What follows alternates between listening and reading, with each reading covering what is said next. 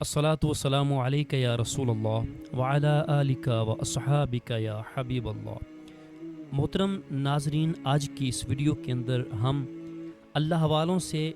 مدد کے متعلق سماعت کریں گے کہ ہمارا اسلام اور ہمارے عقائد میں اس کی کیا حقیقت ہے۔ آج ہم اس ویڈیو میں بڑی تفصیل کے ساتھ سنیں گے، تو ویڈیو کو مکمل دیکھیے گا، انشاءاللہ آپ کو بہت فائدہ حاصل ہوگا۔ ناظرین، کائنات میں رات دن ہونے والی بڑی بڑی تبدیلیوں سے لے کر پتوں کی کھڑکھڑاہٹ تک ہر کام اللہ پاک کی مرضی، اس کی قدرت اور اختیار سے ہوتا ہے۔ اس کی مرضی کے بغیر پتا تو دور، ریت کا ایک ذرہ بھی اپنی جگہ سے نہیں ہل سکتا۔ تمام تر قوتوں اور طاقتوں کا مالک ہمارا پیارا پروردگار جب کسی سے راضی ہو جائے، کسی پر مہربان ہو جائے، تو اپنے لامحدود اختیارات اور قدرتوں میں سے جتنا چاہتا ہے اپنے اس خاص بندے کو عطا فرما دیتا ہے، جس سے اس کے خزانوں میں بھی کوئی کمی نہیں آتی، نہ ہی معاذ اللہ وہ بندہ خدا بن جاتا ہے۔ اللہ پاک کی ایسی عطا کے بے شمار نظارے ہمیں انبیاء کرام اور اولیاء عظام کی زندگیوں میں صاف نظر آتے ہیں، جیسا کہ بیماروں کو شفا دینے والا اللہ کریم ہے۔ اس نے اپنے پیارے نبی حضرت عیسیٰ علیہ السلام کو اس قدرت کا مظہر بنا دیا، جیسا کہ قرآن پاک میں ہے، ابری الاکمہ والابرص واحیی الموت باذن اللہ۔ ترجمہ کنز ایمان: میں پیدائشی اندھوں کو اور کوڑ کے مریضوں کو شفا دیتا ہوں، اور میں اللہ کے حکم سے مردوں کو زندہ کرتا ہوں۔ حضرت عیسیٰ علیہ السلام فرما رہے ہیں، میں شفا دیتا ہوں، میں زندہ کرتا ہوں۔ ساتھ ہی اس بات کو بھی ذکر فرما دیا کہ یہ سب کچھ خود سے اپنی ذاتی طاقت و قوت سے نہیں کرتا، بلکہ یہ سب اللہ کریم کی دی ہوئی طاقت و اختیار سے ہی کرتا ہوں۔ جب اللہ والے اللہ پاک کی قدرت کے مظہر ہیں تو ان سے مصیبت، پریشانی اور دکھ درد میں مدد مانگنا بالکل جائز ہے، اسی لیے کہ اللہ کے مقبول بندوں کی مدد دراصل اللہ کریم ہی کی مدد ہے۔ عقیدہ: اسلامی عقیدے کے مطابق اگر کوئی آدمی یہ عقیدہ رکھتے ہوئے انبیاء کرام اور اولیاء کرام سے مدد مانگے کہ وہ اللہ پاک کی اجازت کے بغیر بذات خود نفع و نقصان کے مالک ہیں، تو یہ یقیناً شرک ہے، جبکہ اس کے برعکس اگر کوئی آدمی حقیقی مددگار اور نفع و نقصان کا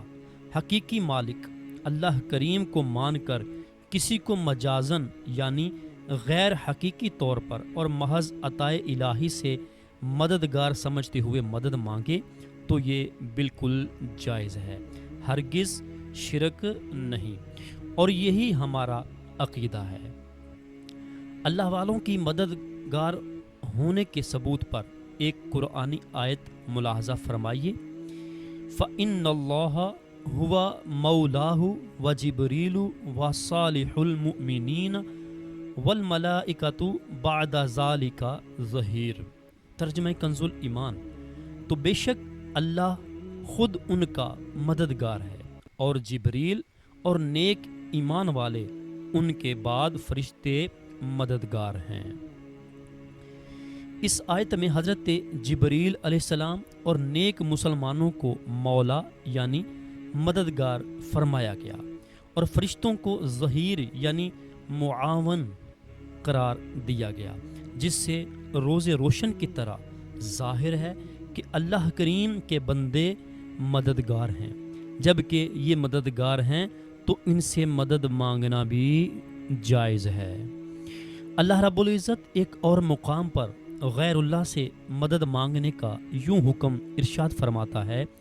وَاسْتَعِینُوا بِالصَّبْرِ وَالصَّلَاةِ، ترجمہ کنز الایمان، اور صبر اور نماز سے مدد حاصل کرو۔ اعلیٰ حضرت امام احمد رضا خان رحمۃ اللہ تعالی علیہ یہ آیت مبارکہ نقل کر کے فرماتے ہیں کہ کیا صبر خدا ہے جس سے استعانت کا حکم ہوا ہے؟ کیا نماز خدا ہے جس سے استعانت کو ارشاد کیا ہے؟ دوسری آیت میں فرمایا وَتَعَاوَنُوا عَلَى الْبِرِّ وَالتَّقْوَى، ترجمہ کنز الایمان، اور نیکی اور پرہیزگاری پر ایک دوسرے کی مدد کرو۔ کیوں صاحب، اگر غیر خدا سے مدد لینی مطلقاً محال ہے تو اس حکم الہی کا حاصل کیا،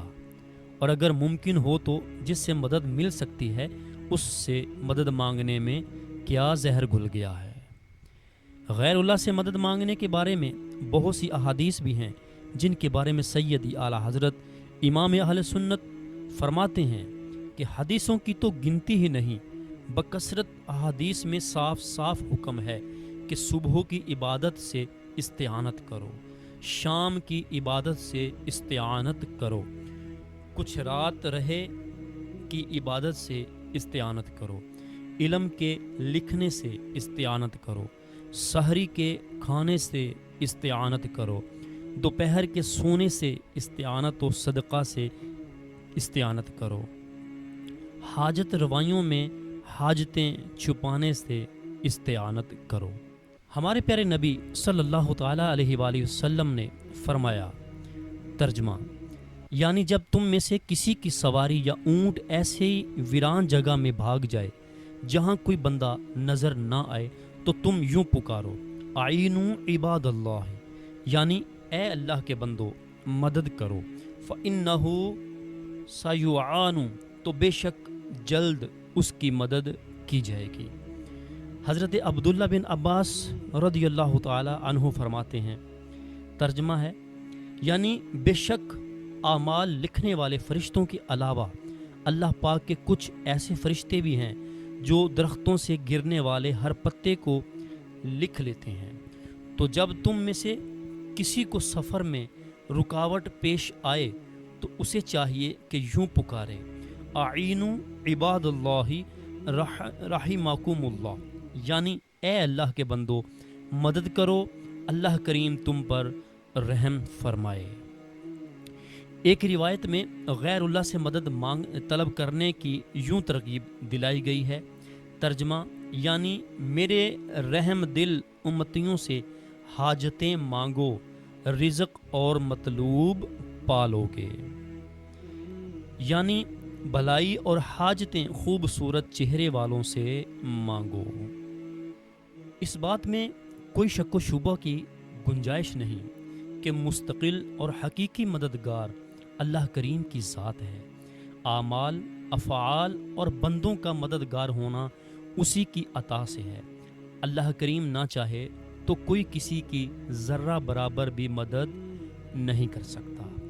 اللہ والوں کی مدد حقیقت میں اللہ پاک ہی کی مدد ہے، جیسا کہ سراج الہند حضرت علامہ شاہ عبد العزیز محدث دہلوی رحمۃ اللہ تعالی علیہ لکھتے ہیں، یہ بات سمجھ لینی چاہیے کہ کسی غیر سے اس ہی پر اعتماد کرتے ہوئے یوں مدد مانگنا کہ اسے اللہ کریم کی مدد کا مظہر بھی نہ سمجھے، یہ حرام ہے۔ اگر توجہ اللہ کریم کی طرف ہے اور اس یعنی غیر کو مدد الہی کا مظہر سمجھ کر اور اللہ پاک کے مقرر کردہ اسباب اور حکمت پر نظر کرتے ہوئے غیر کی مدد کو ظاہر مدد کرنا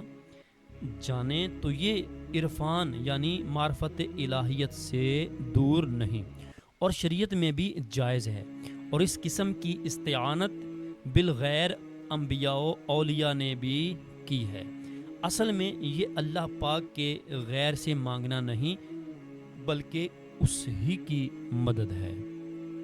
امام اہل سنت امام احمد رضا خان رحمۃ اللہ تعالی علیہ مدد مانگنے کے مسئلے کی وضاحت یوں فرماتے ہیں کسی سے حقیقی استعانت یہ ہے کہ اسے قادر بالذات، مالک مستقل اور غنی و بے نیاز جانے، اس طرح کہ بے عطائے الہی وہ خود اپنی ذات سے اس کام کی قدرت رکھتا ہے۔ اس معنی میں تو ہر مسلمان کے نزدیک مدد مانگنا شرک ہے۔ کوئی مسلمان غیر کے ساتھ اس معنی کا ہرگز ارادہ نہیں کرتا،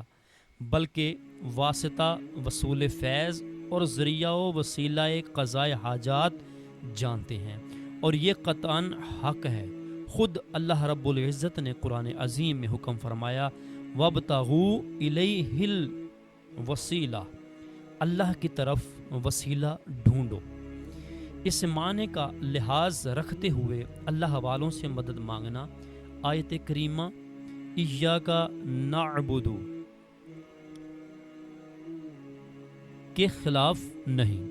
اعلیٰ حضرت امام اہل سنت رحمۃ اللہ تعالی علیہ مزید فرماتے ہیں استعانت بالغیر وہی ناجائز ہے کہ اس غیر کو مظہر عون الہی یعنی اللہ کی مدد کا مظہر نہ جانے، بلکہ اپنی ذات سے اعانت یعنی مدد کا مالک جان کر اس پر بھروسہ کرے، اور اگر مظہر عون الہی سمجھ کر استعانت بالغیر کرتا ہے تو شرک و حرمت بالائے طاق مقام معرفت کے بھی خلاف نہیں۔ خود حضرات انبیاء و اولیاء علیہم الصلاۃ والسلام نے ایسی استعانت بالغیر کی ہے۔ قرآن پاک میں حضرت عیسیٰ علیہ السلام کا اپنے حواریوں سے مدد طلب کرنا یوں بیان کیا گیا ہے قال من انصاری الی اللہ، ترجمہ کنز الایمان، بولا کون میرے مددگار ہوتے ہیں۔ جب یہودی حضرت عیسیٰ علیہ السلام کی جان کے دشمن بن گئے تو آپ علیہ السلام نے اس وقت فرمایا کہ کون ہے جو اللہ کی طرف ہو کر میرا مددگار بنے۔ اس پر حواریوں نے آپ کی مدد کا وعدہ کیا۔ حواری وہ مخلصین ہیں جو حضرت عیسیٰ علیہ السلام کے دین کے مددگار تھے اور آپ پر پہلے پہل ایمان لائے۔ یہ 12 آدمی تھے۔ اس سے معلوم ہوا کہ بوقت مصیبت اللہ کے بندوں سے مدد مانگنا سنت پیغمبر ہے۔ حدیث پاک میں تو ہمارے پیارے نبی صلی اللہ تعالی علیہ وسلم نے کتنے صاف الفاظ میں ان لوگوں سے مدد مانگنے کا فرمایا ہے کہ جو ہمیں نظر نہیں آتے، جیسا کہ ویرانے میں جانور بھاگ جائے تو اللہ کے آخری نبی صلی اللہ علیہ وسلم نے فرمایا جب تم میں سے کسی کا سواری کا جانور ویران زمین میں بھاگ جائے تو اسے چاہیے کہ یوں پکارے یا عباد اللہ احبسو، یا عباد اللہ احبسو، یعنی اے اللہ کے بندو روک دو، اے اللہ کے بندو روک دو۔ فَإِنَّا لِلَّهِ حَاضِرًا فِي الْأَرْضِ سَيَحْبِسُهُ، بے شک اللہ پاک کے کچھ ایسے بندے زمین میں موجود ہیں جو اسے روک دیں گے۔ حضرت علامہ علی قاری رحمۃ اللہ تعالی علیہ اسی طرح کی روایت کے تحت فرماتے ہیں عباد اللہ سے مراد فرشتے ہیں یا مسلمان جنات یا رجال الغیب کہ جنہیں ابدال کہا جاتا ہے۔ حضرت عتبہ بن غزوان رضی اللہ تعالی عنہ سے روایت ہے رسول اللہ صلی اللہ تعالی علیہ وسلم نے فرمایا، ترجمہ جب تم میں سے کوئی آدمی کسی چیز کو گم کر دے یا اسے ایسی جگہ مدد کی ضرورت ہو کہ جہاں کوئی یار و مددگار نہ ہو تو اسے چاہیے یوں کہے یا عباد اللہ اغیثونی، یا عباد اللہ اغیثونی، اے اللہ کے بندو میری مدد کرو، اے اللہ کے بندو میری مدد کرو۔ فَإِنَّا لِلَّهِ عِبَادًا لَا نَرَاهُمْ، بے شک اللہ کے کچھ بندے ایسے ہیں کہ جنہیں ہم نہیں دیکھتے۔ حضرت امام طبرانی رحمۃ اللہ علیہ فرماتے ہیں وقد جربا ذالک، یعنی یہ تجربہ شدہ عمل ہے۔ حضرت علامہ علی بن سلطان قاری رحمۃ اللہ تعالی علیہ اسی طرح کی ایک حدیث پاک کے تحت لکھتے ہیں کہ بعض ثقہ و قابل اعتماد علماء کرام نے فرمایا کہ ھذا حدیث حسن یحتاج الیہ المسافرون، یہ حدیث حسن ہے، مسافروں کو اس کی ضرورت پڑتی ہے۔ اور مشائخ کرام سے مروی ہے کہ یہ ایسا مجرب یعنی تجربہ شدہ عمل ہے کہ جس سے خوشی ملتی ہے۔ اعلیٰ حضرت امام اہل سنت اس طرح کی 3 احادیث نقل کر کے لکھتے ہیں کہ یہ حدیثیں کہ 3 صحابہ کرام رضی اللہ تعالی عنہم سے روایت فرمائیں، قدیم سے اکابر علماء دین رحمہم اللہ کی مقبول و معمول و مجرب ہیں۔ سواری کس نے روک دی؟ جلیل القدر شارح مسلم حضرت امام شرف الدین نووی شافعی رحمۃ اللہ تعالی علیہ فرماتے ہیں، مجھے میرے ایک جید عالم دین استاد صاحب نے بتایا کہ ایک مرتبہ ریگستان میں ان کا خچر بھاگ گیا۔ انہیں اس حدیث پاک کا علم تھا۔ انہوں نے یہ کلمات یا عباد اللہ احبسو کہے تو اللہ کریم نے اسی وقت سواری روک دی۔ حضرت امام نووی رحمۃ اللہ تعالی علیہ فرماتے ہیں کہ ایک بار میں لوگوں کے ساتھ تھا کہ ایک جانور بھاگ نکلا، لوگ اسے پکڑنے سے عاجز آ گئے، تو میں نے یہی یعنی یا عباد اللہ احبسو کہا تو وہ جانور اسی وقت وہیں رک گیا۔ جی محترم ناظرین، امید ہے آج کی یہ ویڈیو آپ نے مکمل دیکھی ہوگی، اور اللہ والوں کی مدد کے حوالے سے ہم نے جو احادیث اور قرآن کریم کی آیتیں سنی ہیں ان پر ہم سب کا ایمان ہے، اور ہم ان سب آیات کو مانتے ہیں، ان پر ہمارا ایمان ہے۔ تو یہ آیتیں اور قرآن پاک کی آیت اور حدیثیں سن کر یقیناً آپ کے دل سے بہت سارے شبہات دور ہو چکے ہوں گے۔ اگر آپ اس طرح کی مزید علم والی ویڈیوز دیکھنا چاہتے ہیں، ایسی ویڈیو جو سن کر آپ کا علم بڑھے اور آپ کے عقائد درست ہوں، اگر آپ اس طرح کی ویڈیو دیکھنا چاہتے ہیں تو ہمارے اس چینل فیضان حدیث ٹی وی کو سبسکرائب کیجئے اور ساتھ ہی بیل نوٹیفیکیشن کو دبا دیجئے۔